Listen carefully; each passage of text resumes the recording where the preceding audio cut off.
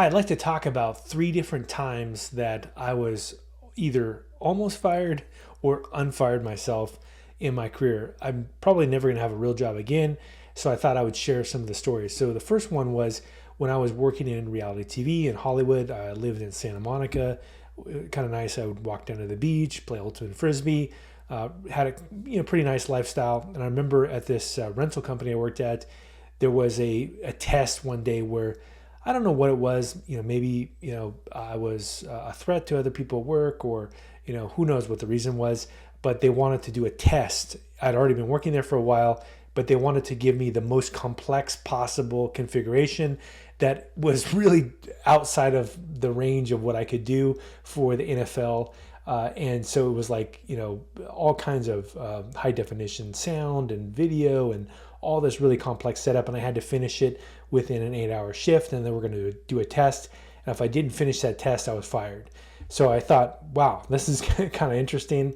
Like I've never really had this experience at work before, and just had to kind of figure it out. And so, I spent there, 8 hours setting the system up, and it was a good experience for me because it actually gave me a lot of confidence in that I knew I could build the system. I knew it was, basically a ridiculous reason they were giving me this test. There was some political reason for it, but ultimately they went through and they did a whole test on everything I did, and actually I passed. So it was a great confidence booster for me. Later, I moved on to 3D animation, and I worked at the Disney feature animation, which is one of the crown jewels of the film industry. And I remember then again, I had this experience where there was a test that was performed. Again, I was working there for quite some time. I don't know what the reasons were. Who knows? But they threw me into a very unusual situation. And there were some whispers from people that worked there that said, hey, watch out. Like, this is how they get people. And I thought, wow, okay, what do I need to do? Well, I had to actually do a test screening for, believe it or not, the president of Walt Disney Studios, who at the time was Michael Eisner. And so I'd never done this before. I was really hired for my programming ability. And at the time I had to go into basically a film studio, and I had to actually piece together one of the most complex sequences live that you could ever imagine. I had to take stuff from a VHS tape. I had to take stuff from editing bays down the hall. I had to take stuff from other parts of the film studio and just kind of piece it all together.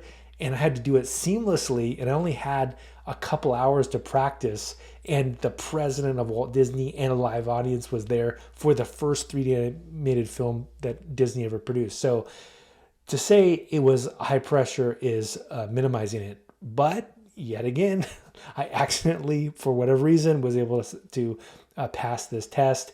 And, I had some people probably helping me out a little bit behind the scenes, trying to make sure I didn't get fired. And then I think one of the more funny ones that I've had in my career was I had lived in Atlanta, Georgia for a while. I owned a house. The housing market just went, in 2008, completely crashed. I had moved at the time, right in the middle of the crash, to New Zealand to work for Peter Jackson's Weta Digital. And I remember, for whatever reasons, again, maybe a few months into the job, there was some kind of political drama. And my boss at the time came in with another person. They said, hey, listen, you're fired.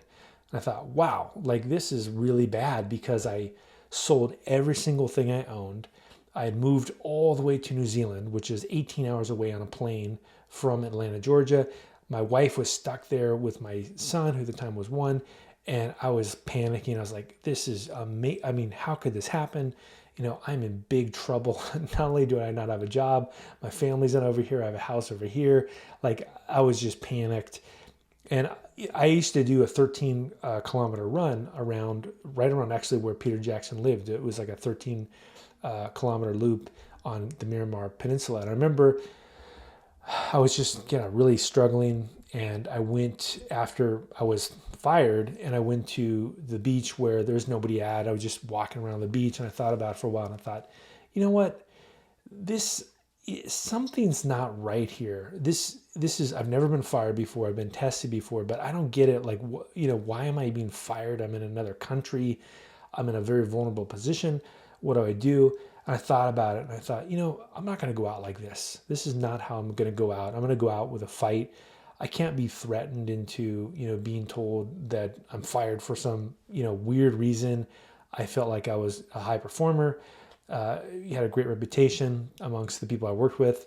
And so I had heard that there was like a kind of a second in charge at Weta. Unfortunately, she's passed away now, but her name was Eileen. I remember I went to her office and just randomly just decided to ask her if she'd meet with me. So this was kind of from walking at the beach, recollecting myself over a couple hours. And believe it or not, she said, sure, let me talk to you. So I come back and I said, listen, I don't know what happened. I got fired by these two people, and they didn't tell me why. I'm kind of in a vulnerable position. You moved me all the way over here. I've only been here for 6 months. I gave you a recommendation letter from the president of Caltech. Like, what is going on? And when I mentioned the people's names that fired me, her face turned a different color, and I could tell there was something going on.